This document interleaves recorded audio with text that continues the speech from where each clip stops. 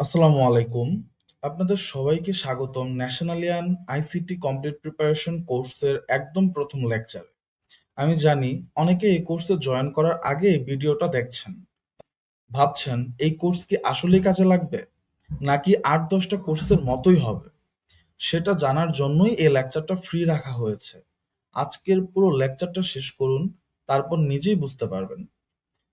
আজকে আমরা কভার করব অধ্যায় ১, তথ্য ও যোগাযোগ প্রযুক্তির পরিচিতি। এখানে টপিক কভার হবে আইসিটি এর সংজ্ঞা, মৌলিক ধারণা ও পরিভাষা, উপাত্ত ও তথ্য, তথ্য প্রক্রিয়াকরণ চক্র, আইসিটি এর প্রয়োগ ক্ষেত্র, আইসিটি এর সুবিধা ও অসুবিধা, শিক্ষা, সামাজিক ও অর্থনৈতিক উন্নয়নে আইসিটি এর প্রভাব, আইসিটি শিক্ষায় ক্যারিয়ারের সুযোগ, কম্পিউটারের শ্রেণীবিভাগ ও সিস্টেম ইউনিটের গুরুত্বপূর্ণ উপাদানসমূহ। তুমি একটা প্রশ্ন, আপনি এই মুহূর্তে কি করছেন? একটা স্ক্রিনের দিকে তাকিয়ে আছেন, সেই স্ক্রিনে আমার কথা শুনছেন। হয়তো আপনি ঢাকাতে আছেন, আমি হয়তো অন্য কোথাও। কিন্তু আমাদের মধ্যে যোগাযোগ হচ্ছে। তথ্য আসছে আপনার কাছে। এটাই আইসিটি। আইসিটি হলো ইনফরমেশন অ্যান্ড কমিউনিকেশন টেকনোলজি। বাংলায় তথ্য ও যোগাযোগ প্রযুক্তি। কিন্তু শুধু এইটুক মুখস্থ করলেই হবে না, বুঝতে হবে। আইসিটিকে ৩টি শব্দে ভাঙুন: information, communication and technology. Information মানে তথ্য, কিন্তু যে কোনো তথ্য নয়, অর্থবহ প্রক্রিয়াজাত তথ্য। কমিউনিকেশন মানে যোগাযোগ, এক জায়গা থেকে আরেক জায়গায় সেই তথ্য পাঠানো। টেকনোলজি মানে প্রযুক্তি, যে যন্ত্রপাতি ও পদ্ধতি ব্যবহার করে এই কাজটা করা হয়। তাহলে আইসিটি এর সংজ্ঞা হলো, আইসিটি হলো এমন সকল প্রযুক্তির সমাহার যা ডিজিটাল পদ্ধতিতে তথ্য সংগ্রহ, সংরক্ষণ, প্রক্রিয়াকরণ এবং প্রেরণ করতে সক্ষম। এই সংজ্ঞাটা লিখে রাখুন, এক্সামে হুবহু এভাবেই লিখবেন। এখন একটা ভুল ধারণা ভাঙা দরকার। অনেকেই মনে করে আইসিটি মানে শুধু কম্পিউটার। এটা ভুল। আইসিটি এর মধ্যে পড়ে কম্পিউটার ও ইন্টারনেট, মোবাইল ফোন ও স্যাটেলাইট, টেলিভিশন ও রেডিও, এমনকি পুরনো টেলিগ্রাফ সিস্টেম। যে কোনো প্রযুক্তি যেটা তথ্য আদান প্রদান করে সেটাই আইসিটির অংশ। এবার কিছু গুরুত্বপূর্ণ পরিভাষা দেখি। এগুলো পরের চ্যাপ্টারে বারবার আসবে, তাই এখনই ভালো করে বুঝে নিন। হার্ডওয়্যার: কম্পিউটারের যে অংশগুলো আপনি হাত দিয়ে ধরতে পারেন সেগুলোই হার্ডওয়্যার। যেমন monitor, keyboard, mouse, CPU box, এগুলো সবই হার্ডওয়্যার। সফটওয়্যার: হার্ডওয়্যারকে কাজ করানোর জন্য যে নির্দেশনা লেখা থাকে সেটাই সফটওয়্যার। আপনি মাইক্রোসফট ওয়ার্ড খুলেছেন, এটা সফটওয়্যার। আপনার ফোনে হোয়াটসঅ্যাপ চলছে, এটাও সফটওয়্যার। সহজ কথায় হার্ডওয়্যার দেখা যায়, ধরা যায়। সফটওয়্যার দেখা যায় কিন্তু ধরা যায় না। নেটওয়ার্ক: একাধিক কম্পিউটার বা ডিভাইস যখন পরস্পরের সাথে যুক্ত থাকে তখন তাকে নেটওয়ার্ক বলে। আপনার বাসায় wifi, phone, laptop, smart TV সব কানেক্টেড। ইন্টারনেট: ইন্টারনেট হলো বিশ্বের সমস্ত নেটওয়ার্কের নেটওয়ার্ক। পৃথিবীর কোটি কোটি কম্পিউটার ও ডিভাইস একসাথে কানেক্টেড, এটাই ইন্টারনেট। একে তাই বলা যায় নেটওয়ার্ক অফ নেটওয়ার্কস। ডাটাবেজ: ধরুন আপনার বিশ্ববিদ্যালয়ে ৫০,০০০ শিক্ষার্থীর তথ্য আছে। এই তথ্যগুলো যদি এলোমেলোভাবে থাকে খুঁজে পাওয়া কঠিন। কিন্তু যদি সুশৃঙ্খলভাবে সাজিয়ে রাখা হয় যাতে যে কোনো মুহূর্তে তথ্য খুঁজে পাওয়া যায়, সেটাই ডাটাবেজ। অ্যালগরিদম: কোনো সমস্যার সমাধানের জন্য ধাপে ধাপে নির্দেশনার তালিকাকে অ্যালগরিদম বলে। রান্নার রেসিপির কথা ভাবুন। কোন উপকরণ কতটুকু, কখন দিতে হবে, কত সময় ধরে রান্না হবে, এটা হলো অ্যালগরিদমের মতো। প্রোটোকল: নেটওয়ার্কে দুটো ডিভাইস যখন কথা বলে তাদের একটা সাধারণ নিয়ম মানতে হয়, সেই নিয়মকেই প্রোটোকল বলে। যেমন এইচটিটিপি প্রোটোকল ছাড়া আপনি ওয়েবসাইট দেখতে পারবেন না। এবার আসি একটা অত্যন্ত গুরুত্বপূর্ণ টপিকে, ডাটা ও ইনফরমেশন। এক্সামের জন্য ডাটা ও ইনফরমেশনের পার্থক্য খুবই গুরুত্বপূর্ণ। কিন্তু শুধু পার্থক্য মুখস্থ করলে হবে না, বুঝতে হবে। একটা গল্প দিয়ে শুরু করি। ধরুন আপনি একজন ডাক্তার, একজন রোগী এলো। আপনি তার কিছু পরীক্ষা করলেন, রিপোর্ট এলো হিমোগ্লোবিন 7.2। এই 7.2 সংখ্যাটা একা একা কি কোনো অর্থ বহন করে? না, এটা শুধু একটা সংখ্যা। এটা হলো ডাটা বা উপাত্ত। কিন্তু যখন আপনি জানলেন যে একজন সুস্থ মানুষের হিমোগ্লোবিন হওয়া উচিত 12 থেকে 16-র মধ্যে, তখন আপনি সিদ্ধান্তে আসলেন যে এই রোগীর অ্যানিমিয়া আছে। এই সিদ্ধান্ত নেওয়ার যোগ্য অর্থবহ ফলাফলটাই হলো ইনফরমেশন বা তথ্য। তাহলে সংজ্ঞা হলো ডাটা কাঁচা অপ্রক্রিয়াজাত ঘটনা, সংখ্যা বা প্রতীকের সমষ্টি যা এককভাবে কোনো অর্থ বহন করে না। আর ইনফরমেশনের সংজ্ঞা হবে প্রক্রিয়াকরণের মাধ্যমে ডাটা থেকে প্রাপ্ত অর্থবহ, সুসংগঠিত ও সিদ্ধান্ত গ্রহণে সহায়ক ফলাফল। সম্পর্কটা সহজভাবে data plus processing equal to information. আরেকটা উদাহরণ দেই, আপনার ক্লাসের 50 জন শিক্ষার্থীর নম্বর আলাদা আলাদা কাগজে লেখা আছে 78, 45, 90, 32, 88, 55 ইত্যাদি ইত্যাদি। এগুলো ডাটা। কিন্তু যখন আপনি এগুলো প্রসেসিং করে বলবেন ক্লাসের সর্বোচ্চ নাম্বার 90, গড় নাম্বার 65, 4 জন ফেল করেছে, এটা হলো ইনফরমেশন। এই তথ্য দিয়ে আপনি সিদ্ধান্ত নিতে পারছেন। এবার জানি ভালো ইনফরমেশন এর গুণাবলী কি হওয়া উচিত। এটা এক্সামে আলাদাভাবে আসতে পারে। নির্ভুলতা, তথ্য সঠিক হতে হবে। ভুল তথ্যের উপর ভিত্তি করে নেওয়া সিদ্ধান্ত ভুলই হবে। একজন ডাক্তার যদি ভুল রিপোর্টের উপর ভিত্তি করে চিকিৎসা করেন, ফলাফল বিপজ্জনক হতে পারে। সময়োপযোগিতা, সঠিক সময়ে তথ্য পৌঁছাতে হবে। যুদ্ধের খবর যদি যুদ্ধ শেষ হওয়ার পর আসে, সেই তথ্য আর কাজে লাগে না। প্রাসঙ্গিকতা, তথ্য প্রাসঙ্গিক হতে হবে। আপনি যদি কৃষি সম্পর্কে সিদ্ধান্ত নিচ্ছেন, তাহলে শেয়ার মার্কেটের তথ্য আপনার কোনো কাজে আসবে না। সম্পূর্ণতা, তথ্য অসম্পূর্ণ হলে ভুল সিদ্ধান্ত হয়।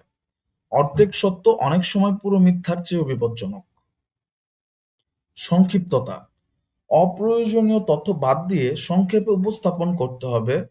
1000 পাতার রিপোর্টের চেয়ে 1 পাতার এক্সিকিউটিভ সামারি বেশি কার্যকর। এবার আসি ইনফরমেশন প্রসেসিং সাইকেলে, সংক্ষেপে আইপিসি। এটা বুঝতে হলে আগে ভাবুন কম্পিউটার আসলে কি করে। আপনি কিবোর্ডে কিছু টাইপ করলেন, কম্পিউটার সেটা প্রক্রিয়া করলো এবং আপনি স্ক্রিনে ফলাফল দেখলেন। এই পুরো প্রক্রিয়াটা হলো ইনফরমেশন প্রসেসিং সাইকেল। চক্রটার ধাপগুলো হলো ইনপুট, প্রসেসিং, আউটপুট, স্টোরেজ। একটা রিয়েল লাইফ উদাহরণ দিয়ে পুরোটা বোঝাই। ধরুন আপনি একটা এটিএম মেশিন থেকে টাকা তুলছেন। প্রথম ধাপ কি হবে? ইনপুট। আপনি এটিএম কার্ড ঢোকালেন, পিন দিলেন, কত টাকা তুলবেন সেটা টাইপ করলেন। এটা হলো ইনপুট। আপনি মেশিনকে ডাটা দিলেন। ইনপুট ডিভাইসের উদাহরণ keyboard, mouse, scanner, microphone, camera, sensor ইত্যাদি। দ্বিতীয় ধাপ প্রসেসিং। মেশিন আপনার পিন যাচাই করলো, আপনার অ্যাকাউন্টে ব্যালেন্স আছে কিনা চেক করলো, সব ঠিক থাকলে টাকা দেওয়ার সিদ্ধান্ত নিল। এটা হলো প্রসেসিং, সিপিইউর কাজ। এই ধাপে ডাটা বিশ্লেষণ, গণনা ও রূপান্তর হয়। তৃতীয় ধাপ আউটপুট। এটিএম মেশিন থেকে টাকা বের হলো, স্ক্রিনে দেখালো ট্রানজ্যাকশন সাকসেসফুল। এটা হলো আউটপুট। প্রসেসিং এর ফলাফল। আউটপুট ডিভাইসের উদাহরণ মনিটর, প্রিন্টার, স্পিকার, প্রজেক্টর। ধাপ 4 স্টোরেজ। আপনার ট্রানজ্যাকশনের রেকর্ড ব্যাংকের ডেটাবেসে সেভ হলো। এটা হলো স্টোরেজ, তথ্য সংরক্ষণ। স্টোরেজের প্রকার প্রাইমারি স্টোরেজ, সেকেন্ডারি স্টোরেজ। এই সম্পর্কে আমরা বিস্তারিত জানবো পরের ধাপে। স্টোরেজের প্রকার প্রাইমারি যেমন র্যাম ও রম, ও সেকেন্ডারি যেমন এইচডিডি, এসএসডি, ক্লাউড ইত্যাদি। প্রশ্ন হলো কেন এটাকে চক্র বলা হয়? কারণ এটা কখনো শেষ হয় না। নতুন ইনপুট তৈরি হয় এবং চক্র চলতে থাকে। একটা প্রসেসিং এর আউটপুট পরবর্তী প্রসেসিং এর ইনপুট হয়। এই চক্রটা মাথায় রাখুন, পরের প্রতিটি চ্যাপ্টারে কোনো না কোনোভাবে কাজে লাগবে। আইসিটি এর প্রয়োগ ক্ষেত্র। আইসিটি আজকে জীবনের এমন কোনো ক্ষেত্র নেই যেখানে প্রবেশ করেনি। আমি প্রধান প্রধান ক্ষেত্রগুলো আলোচনা করব। এক্সামের দৃষ্টিকোণ থেকে এই সেকশনটা খুবই গুরুত্বপূর্ণ। শিক্ষা। আপনি এই মুহূর্তে আইসিটি ব্যবহার করে শিক্ষা নিচ্ছেন। এটাই সবচেয়ে বড় উদাহরণ।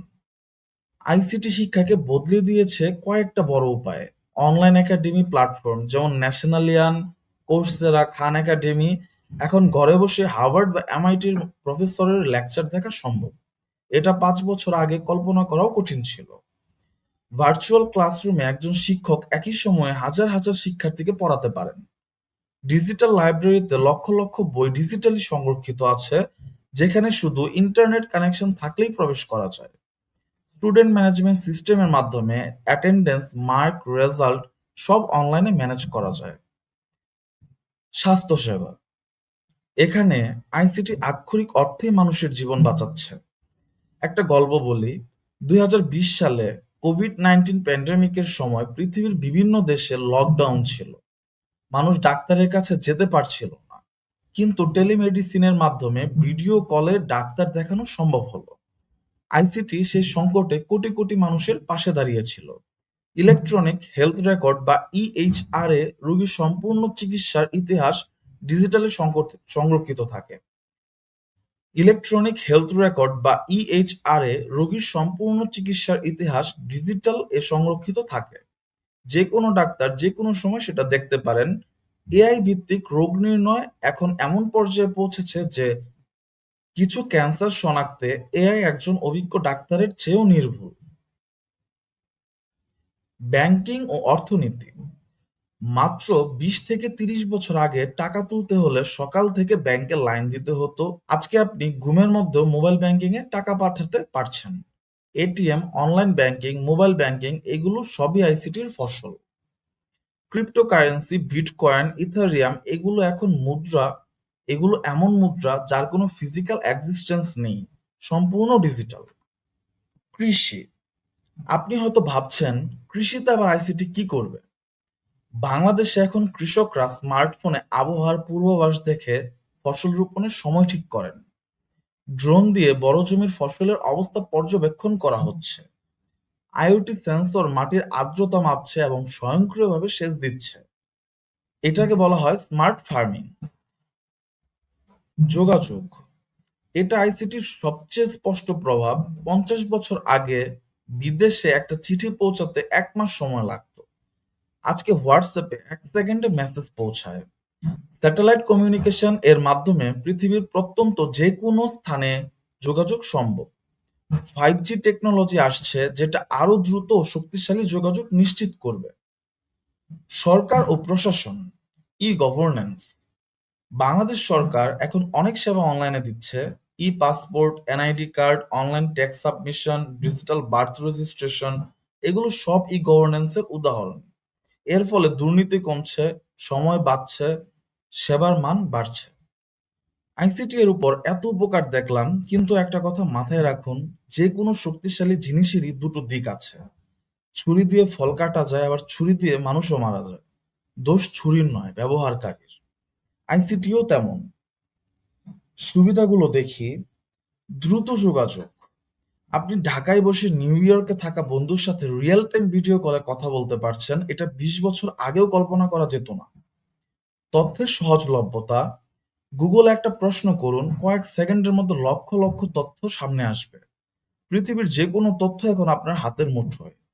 কর্মদক্ষতা বৃদ্ধি। কর্মদক্ষতা বৃদ্ধি। আগে একটি অফিসে 100 জন কর্মী যে কাজ করত, এখন সফটওয়্যার দিয়ে সেটা 10 জন করতে পারে।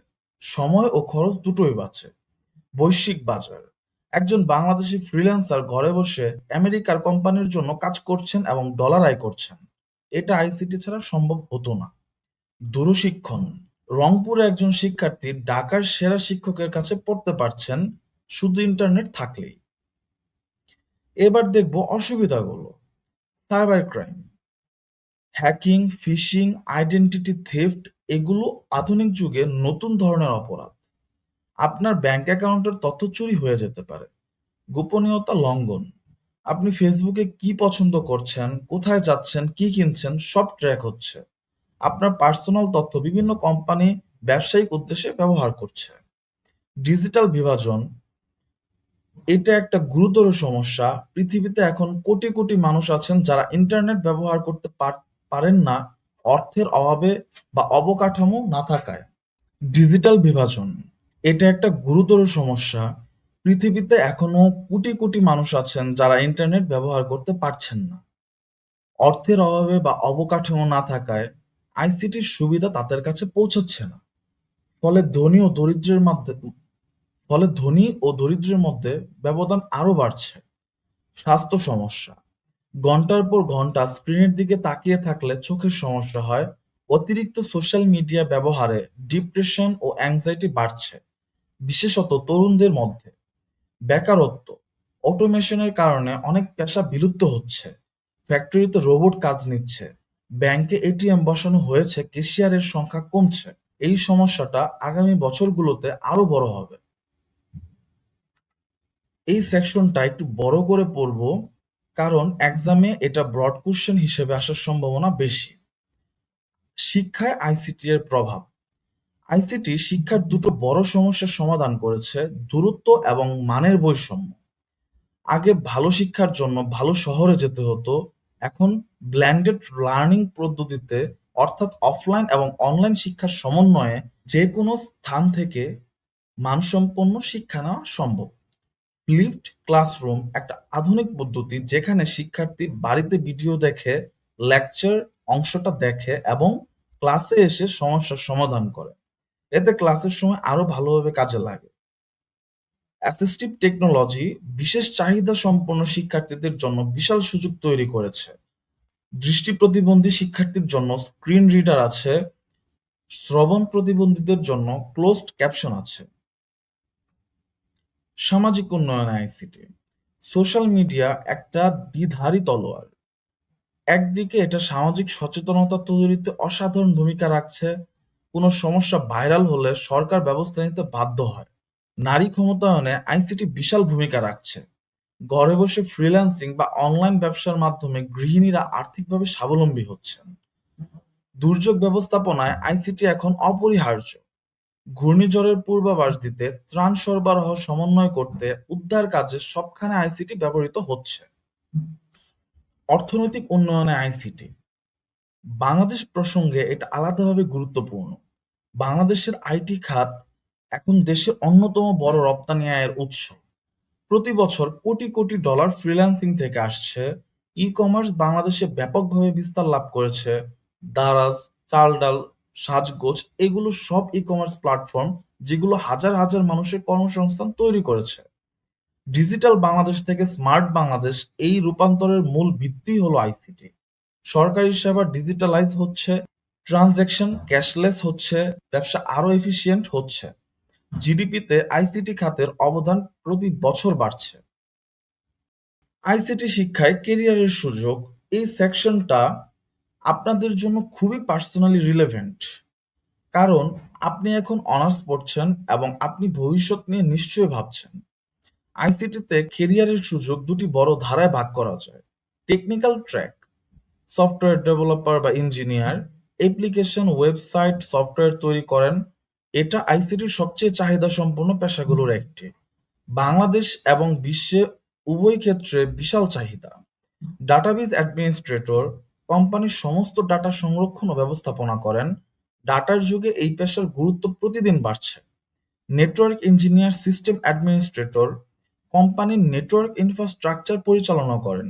ইন্টারনেট থাকলে এই পেশার চাহিদা থাকবেই। সাইবার সিকিউরিটি অ্যানালিস্ট, হ্যাকার থেকে সিস্টেম রক্ষা করেন। ডিজিটাল যুগে এটি অত্যন্ত গুরুত্বপূর্ণ উচ্চ বেতনের পেশা। AI machine learning engineer, artificial intelligence নিয়ে কাজ করেন। এটা এখন পৃথিবীর সবচেয়ে hot career field. Cloud computing specialist, AWS, Google cloud, Azure এই প্ল্যাটফর্মগুলোতে কোম্পানির ডাটা ও সার্ভিস পরিচালনা করেন। নন টেকনিক্যাল ট্র্যাক, অনেকেই ভাবেন আইটি মানেই কোডিং, এটা ভুল। আইটি প্রজেক্ট ম্যানেজার টেকনিক্যাল টিমকে লিড করেন। কোডিং জানা জরুরি নয়, ম্যানেজমেন্ট স্কিল বেশি জরুরি। Digital marketer, social media, SEO, online advertising নিয়ে কাজ করেন। এটা এখন বিশাল ক্ষেত্র। ইউআই/ইউএক্স ডিজাইনার ওয়েবসাইট ও অ্যাপ ডিজাইন করেন ক্রিয়েটিভিটি এবং টেকনোলজির অসাধারণ মিশেল। টেকনিক্যাল রাইটার সফটওয়্যারের ডকুমেন্টেশন লেখেন, ভালো লেখার দক্ষতা থাকলে এটা আপনার জন্য।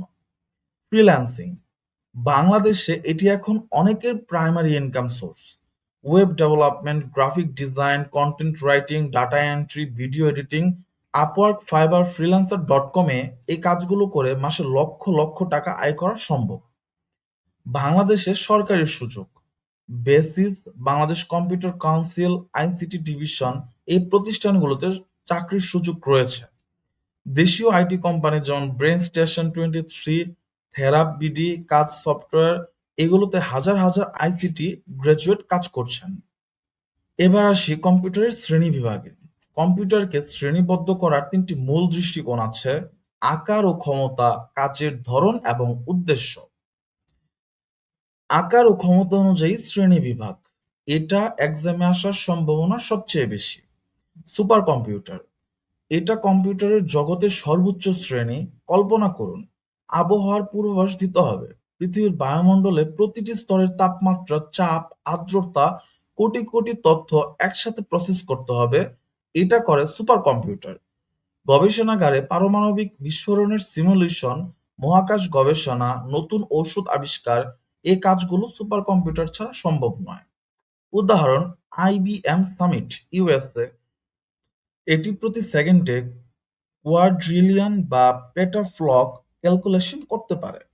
এই সংখ্যাটা এতই বড় যে বলে বোঝানো কঠিন। মেন ফ্রেম কম্পিউটার, এটা বড় প্রতিষ্ঠান যেমন ব্যাংক, এয়ারলাইন্স, সরকারি দপ্তরে ব্যবহৃত হয়। একটি মেন ফ্রেম একসাথে হাজার হাজার ইউজারের রিকোয়েস্ট প্রসেস করতে পারে। যখন আপনি এটিএম থেকে টাকা তোলেন, সেই সময় পুরো দেশের লক্ষ লক্ষ মানুষ হয়তো একই ব্যাংক এর এটিএম ব্যবহার করছেন। সব ট্রানজেকশনের হিসাব রাখছে মেইন ফ্রেম। মিনি কম্পিউটার মাঝারি আকারের প্রতিষ্ঠানে ব্যবহৃত হয়। মেইন ফ্রেমের চেয়ে ছোট কিন্তু মাইক্রো কম্পিউটারের চেয়ে শক্তিশালী। এখন এই ক্যাটাগরিটা অনেকটাই উঠে গেছে, যেমন PDP-11 মাইক্রো কম্পিউটার বা পার্সোনাল কম্পিউটার। এটাই আমরা সবচেয়ে বেশি চিনি। আপনার ডেস্কটপ, ল্যাপটপ, ট্যাবলেট এগুলো সবই মাইক্রো কম্পিউটার। মাইক্রো প্রসেসর এর উপর ভিত্তি করে তৈরি হলে এটাকে মাইক্রো কম্পিউটার বলে। এমবেডেড কম্পিউটার, এটা সবচেয়ে ইন্টারেস্টিং ক্যাটাগরি। আপনার বাসার ওয়াশিং মেশিনে একটা কম্পিউটার আছে, কিন্তু সেটা দেখা যায় না।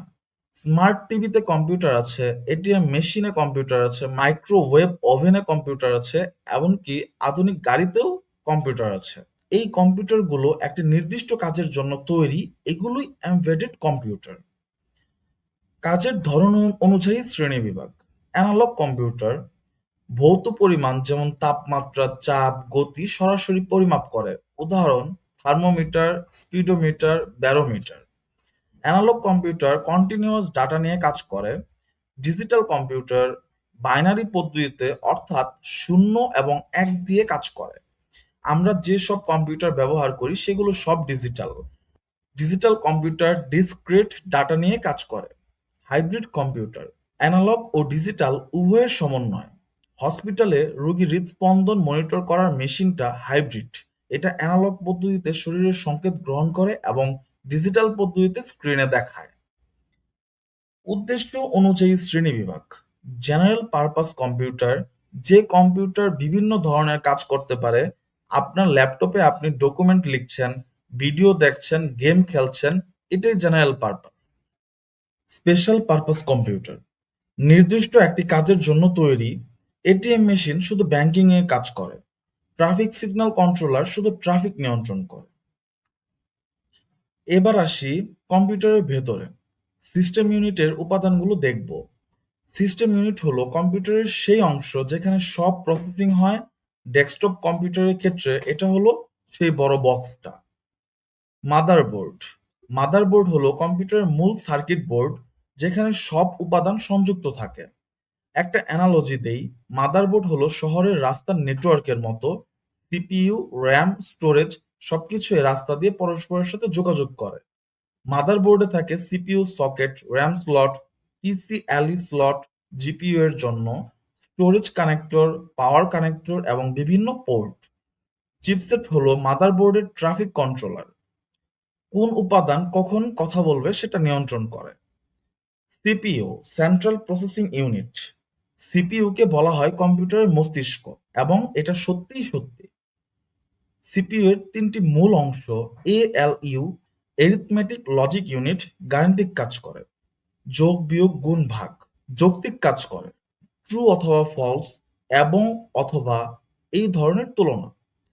সিইউ কন্ট্রোল ইউনিট মেমোরি থেকে ইনস্ট্রাকশন ফেচ করে, ডিকোড করে বুঝে কি করতে হবে। এএলইউ এবং অন্যান্য উপাদানকে সেই অনুযায়ী নির্দেশ দেয়, কম্পিউটারের সব কার্যক্রম সমন্বয় করে।